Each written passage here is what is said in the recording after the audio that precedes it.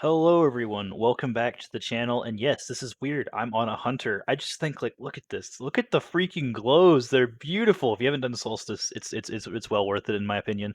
But sorry, I'm getting sidetracked already. Welcome back to episode 2 of BeanTurtle's Guide to Everything. Now, today I promised you at one point in the past that I would be doing grenade launchers, and that is today. If at any time this guide is helpful, please be sure to like and subscribe. It really helps me out and makes me feel cool inside. There are several grenade launchers I want to look at. I think it's 6 in total: Ignition Code, Deafening Whisper, an exotic for once, Fighting Lion, Empty Vessel. I've got 2 of them that I really like. Orewing Mall, which I'm not sure is obtainable anymore.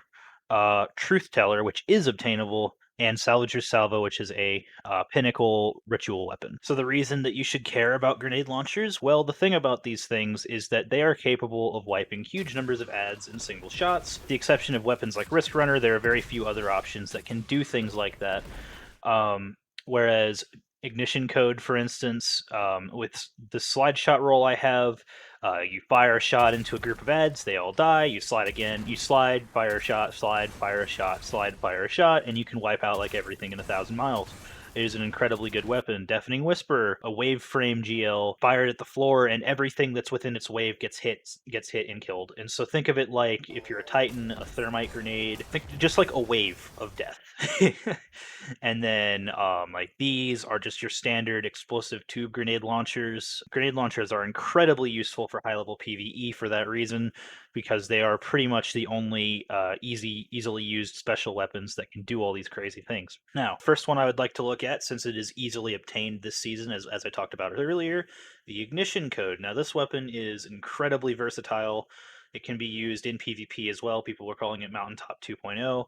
I of course don't recommend you bully people with it, but this is exactly what you're looking for if you want to. This thing shreds through majors. So if you have like a yellow bar knight or something up in front of you, you can just slide and shoot until he falls over. It's very effective no matter what platform you are. I've made good use of it on both controller and mouse and keyboard, and so it's a great weapon to add to your arsenal. You can get this by doing override and also going to the prismatic recaster and focusing engrams towards grenade launchers or towards season of splicer weapons. There are several incredibly high tier rolls. There is, of course, slide shot vorpal weapon. It would be preferred that you have spike grenades in this column. So Light GG has the Ignition Code dropping with slide shot vorpal weapon. That is, of course, the role I have currently. Slideshot Vorpal Weapon is incredibly good. You can also get Ambitious Assassin. Ambitious Assassin will be a constant for grenade launchers that I like, with the exception of this one, because Slideshot I think is just so unique. Ambitious Assassin, what happens is you get a single kill with your grenade launcher. And what happens is that single kill allows you to reload and fire 2 grenades. Fire once, get a kill, or 20, it doesn't matter. Reload, you can fire 2 different grenades in different places before having to reload again, and likely you'll get more kills with that, so you get 2 at that point, and then 2 again, and then 2 again, until you run out of reserves. So you can also get that on Ignition Code, but my recommended role for Ignition Code, I recommend Slide Shot, Vorpal Weapon, and either Spike Grenades or Blinding Grenades. Now, if you don't know what blinding grenades does, what you do is you fire into a group of ads or anything really, and it will literally, it's a flashbang. It literally blinds them. And what that does is that they can't actually shoot back. They're doing this like, I'm blinded animation, so they can't actually shoot back at you. So blinding grenades are absolutely amazing for rooms like this. Because what you can do is, with the exception of the vandals that refuse to get hit over there, you just fire in a nade, and no one can see anything. And you keep doing it, and you can pretty much just stand here. Normally this room's a pretty bad firefight. You know, and I mean, of course, in a Grandmaster I wouldn't be quite so uncareful. I would be probably hiding a little bit, but I mean, this works in those too. Now, unfortunately, as you can see by this clip, it does not seem to stun bosses because in higher Nightfalls, he shoots more often, but Blinding Nades, the debuff lasts longer than that. So So next on the list, as I was using in that clip actually, is the empty vessel. Now I have two of these that I think are really good. Of course, I've got this one that has blinding grenades. For the longest time, I didn't actually use blinding grenades until I recently discovered its utility. I didn't actually use blinding very much. I have Danger Zone, which the blast radius of this weapon increases when surrounded by combatants. So there's debate here with my friend. We're not entirely sure whether or not Danger Zone procs on the grenade itself, because as you know, Destiny is weird. Does Danger Zone proc on the grenade, or does it proc on the weapon? If it procs on the weapon, that means it works like surrounded. So you're next to a bunch of enemies, and the grenade launcher has a bigger blast radius.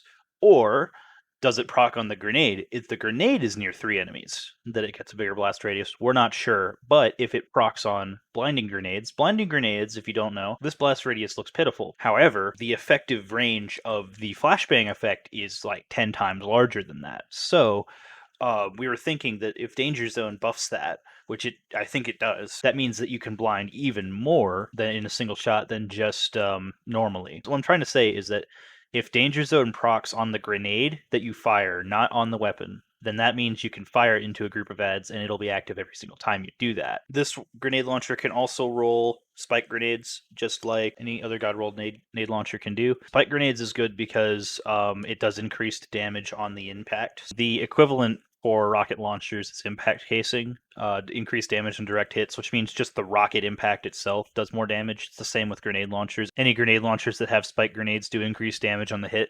I think it's like 10 or 15%, so it's well worth your use if you're not using blinding grenades. So the other one that we really like, I actually have spike grenades on, is the full damage grenade launcher that I have here. Multi-kill clip is a very unique perk for a grenade launcher. You'd think that it wouldn't be as useful as it is for like a submachine gun or something. So say think like a multi-mac or something. This allows you to reload for increased damage. And the thing about multi-kill clip that's really nice is that it doesn't actually require you to run out of the perk. So kill clip, get a kill and you reload, you activate kill clip. You have to wait for that perk to run out, in essence, lose the perk before you can activate it again. Multi-kill clip, and due to the way grenade launchers work, is a actually really good perk for this weapon, for this kind of weapon, because what you do is you kill a bunch of enemies, and say you do get a triple kill on the first grenade, you now have a plus, I think it's 50% damage bonus to fire your next shot. And if you get more kills, it'll reproc the whole multi-kill clip. Or if you like, so say you get 3 more, you'll reactivate it again. And of course, you do have Ambitious Assassin to help out on that. And every single time you reload, fire twice with massive damage grenades, so it'll shred through majors, it'll shred through red bars, everything. You deal increased damage to, say, a boss if you wanted to hit him too while you were at it. I recommend this roll too if you're interested in like raids. If you do a lot of raids and such, this kind of weapon is really good for enemies that have a lot of health. So raid and nightfall enemies are beefier than your average Joe Goblin. So you might want to have something like this if you find yourself not one-shotting things. You can grind for empty vessels in strikes. If you're doing higher level nightfalls, I found that these were dropping unbelievably commonly. However, there is also a chance that you would drop the other strike-specific loot, which would be the pulse rifle that I kind of like, and something else. This is one of the weapons that drops from just doing strikes, and you can farm strikes to get these if you do them often like I do. You'll probably end up having them fill up your postmaster and such. And if you get a roll like this, be sure to grab it. The next grenade launcher I wanted to look at is the Truth Teller. This is a world drop weapon, which means that it is kind of rare. The thing about the world drop is that there are literally 40 or 50 weapons in that world drop loot pool. However, you can Umbrella Engrams if you play this game a lot, play PvP, play strikes. They drop like candy. Like just in the last 10 minutes, I did something. I don't even remember what it was, and I got one for doing pretty much nothing. And you can come here to the Season of the Splicer section at the Prismatic Recaster. There's also one here, by the way, but don't waste your money, because see, this one costs an engram and 5 legendary shards, whereas this one just costs the engram. So definitely do this one instead. So you can grab this right here, and you have a chance to get something like a Truth Teller, or I guess this auto rifle, for instance. But like anything that you do to get world drop weapons, Zavala for this season only because they're removing his tokens. But Zavala tokens this season, you can also go to Banshee and spend your gunsmith materials at Banshee. And if you've played this game for a while or you're a returning player, you probably have thousands and thousands of them, and it's 100 per package. So you can just sit there and grind away until you get a lucky one. I recommend 100% auto loading Disruption Break. Now, Disruption Break I have touched on earlier with the previous guide video. I mentioned that Disruption Break was a great direct buff for Izanagi's Burden. I actually used this grenade launcher a heck of a lot in PvP because what you do is you break the Guardian's shield and your primary, say you are using like a sidearm even, these usually do about 50 or 60 damage. A bullet suddenly are hitting hand cannon damage, so like 80 will just end their careers. So it's a pretty fun combo in PvP. But in PvE, you break the shield, so void matching or not doesn't really matter. You break the shield, you put it away, switch to your primary scout or something, and just beam him down for a little bit. And since I have auto loading on it, it reloads itself. So this cannot roll Ambitious Assassin. So in my opinion, this is the best in slot perk for Truth Teller here is auto loading. And then in this column, you can roll Disruption Break or you can roll Multi Kill Clip and a few others. But Multi Kill Clip is pretty interesting, as I said, because it's similar to the Empty Vessel. Very good utility. And of course, it's a void option. So if you need to break that one void shield that your team can't figure out how to deal with, this could be your replacement grenade launcher for that instead of just using Empty Vessel. So Empty Vessel or Salvagers. So you do have the elemental weapons here. And the next weapon I'm going to talk about is the Orewing Mall. This is also a void weapon that you can get from Iron Banner. Iron Banner is mixed bag, I'd say. You're either gonna have a lot of fun with a bunch of friends stomping people, or you're going to join in and get wrecked over and over again. So who knows if you want to actually do that? I would almost recommend not when there are other options in the game. When it comes, because just like on a sanity level, you don't want to like leave your play session being like, after getting killed by a Jotun for the 30th time. I have an interesting role here. I kind of just masterworked this because it had blinding on it, because I didn't know. I kind of just kept one, to be honest. But Quick Draw and Demolitionist is a very interesting role because you can fire this the second you pull it out of your inventory. So if you needed to hot swap to a blinding nade, say a captain is about to maul you down, you could quickly swap to this and stop him from doing that. And then Demolitionist is a great perk because every kill with the weapon, and I'll talk about that in a second with Salvagers, every kill with this weapon gives you grenade energy, and you throw your grenade to reload your grenade for free. So what you do is you could do grenade launcher, throw a grenade, grenade launcher again, or you could do a really cool combo on Warlock with the Sunbracers exotic, where now they did put a cooldown to Demolitionist to affect this a little bit because Bungie realized, oh no, they could just do that. You get 5 seconds to prepare once you get a melee kill. It gives you something like Sunbracers ready or something like that. And then what you do is you get ready, you fire your first grenade, throw a grenade, it instantly reloads. Fire another grenade shot. I think based on the cooldown, you'd have to actually manually reload the grenade launcher. Fire again, manually reload. Fire again, throw a grenade, and then fire like a fifth time. So it is a really cool, unique combo that you can do with only Demolitionist. It's kind of difficult to set up, and it takes some dexterity.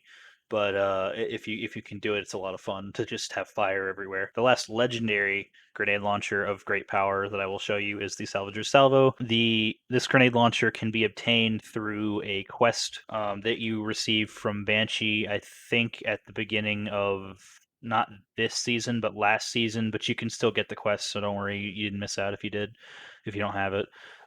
It's not too difficult to get. In fact, I actually recommend while you're doing the quest line that you use this exotic if you have it, because it's a primary launcher, so you get more ammo to work on the quest. But you can choose between a PvP, PvE, and Gambit quest line. I would recommend in this case do Strikes one, so the Vanguard one, of the three quest choices you have. I only say that because PvP I recommend for like the sniper, for like if you don't have it, Beloved or Adored, I mean, do they're the same thing. No, for Adored, I recommend you do PvP because it's so easy and team kills give you progress, so you could even do it passively. The fusion rifle, I would totally recommend doing PvP because it's only like 50 kills or something, and you could use Jotun if you have it.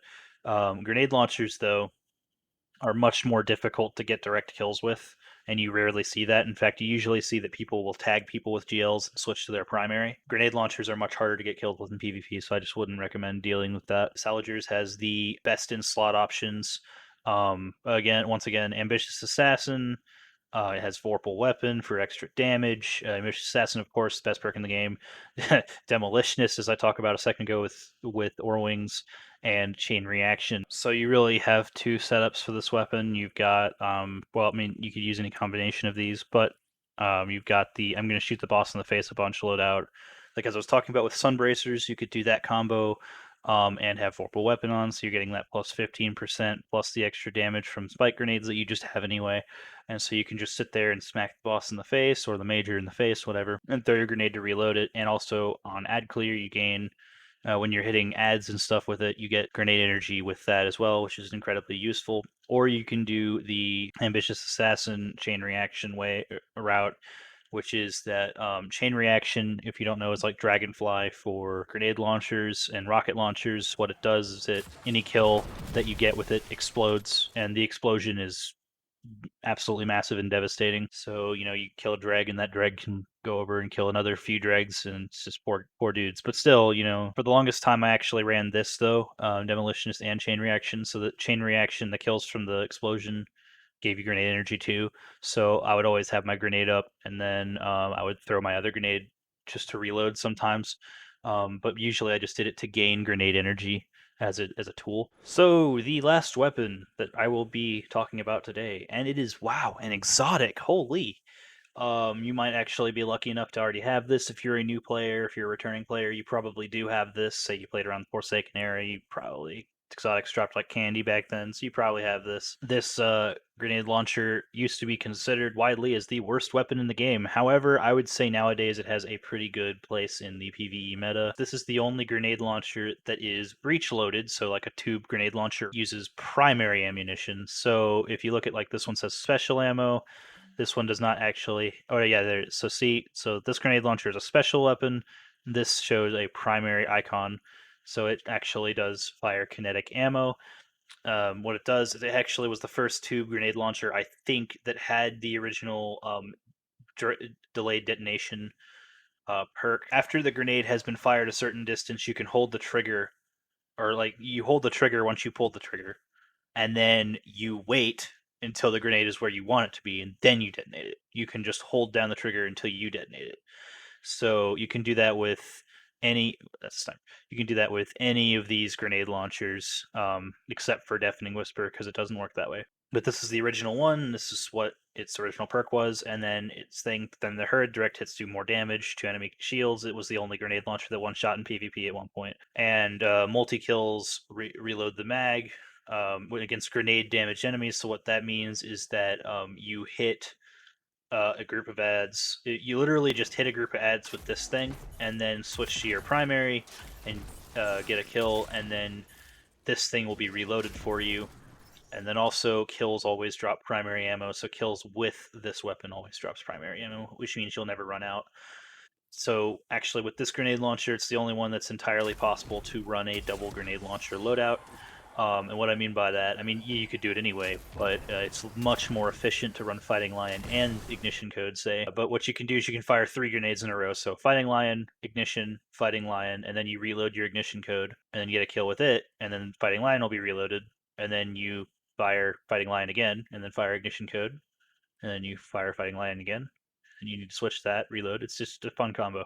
The masterwork, by the way, the catalyst, after this weapon fires, equipped kinetic and power weapons gain a brief moment of increased handling and accuracy. It's actually just a better version of this mod here, quick access sling, that gives an increased damage bonus. So what Chimera does is you hot swap to you get the damage off, so like disruption break almost, but it doesn't require you hitting or breaking a shield.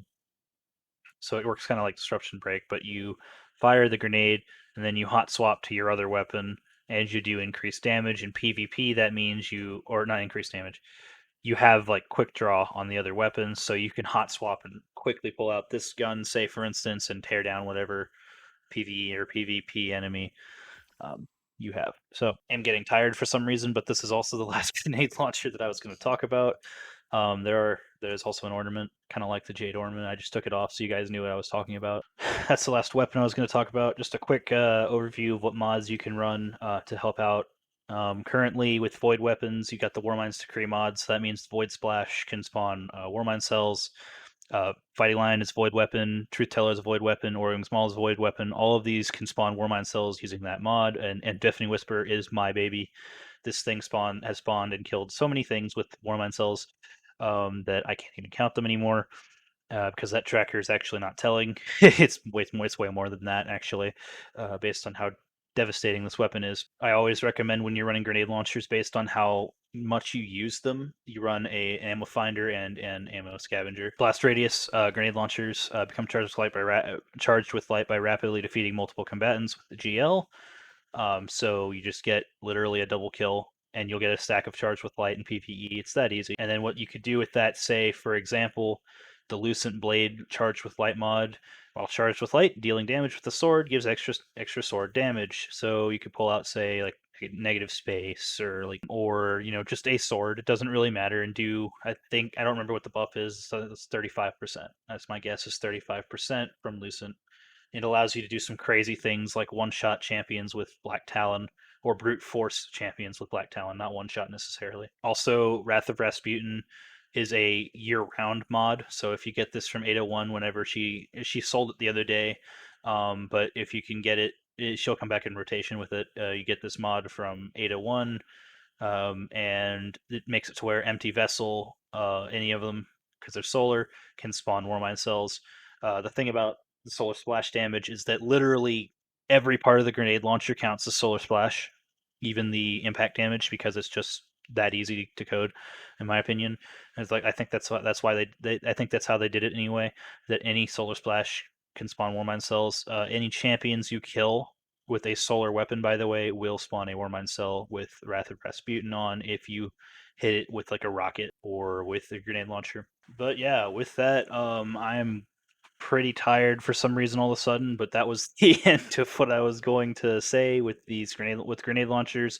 You may be asking why didn't I talk about heavy grenade launchers? Well, there will be a heavy weapons video soon. I was just thinking that heavy weapons would be easier to do separately because I can explain all of the individual types and roles of which they are used separately, whereas grenade launchers are like, I mean, if you could tell, I use them a lot, like grenade launchers are different in like how useful they are, whereas heavy grenade launchers are not as valuable. So I would just leave them for later, and I can explain why. So yeah, thanks for watching, and have a nice day.